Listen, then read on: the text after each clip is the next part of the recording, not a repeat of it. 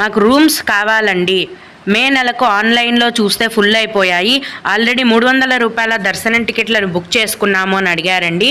తిరుమల కొండపైన ప్రతిరోజు సిఆర్ఓ ఆఫీస్లో ఉదయం 4 గంటల నుంచి రూమ్స్ అనేవి కేటాయిస్తారు.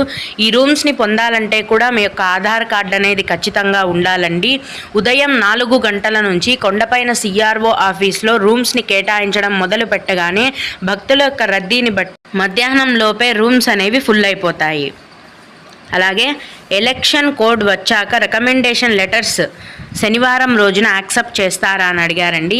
ఎలక్షన్ కోడ్ అనేది వచ్చిన తర్వాత శనివారమే కాదండి, అసలు రికమెండేషన్ లెటర్స్ అనేవి యాక్సెప్ట్ చేయరు.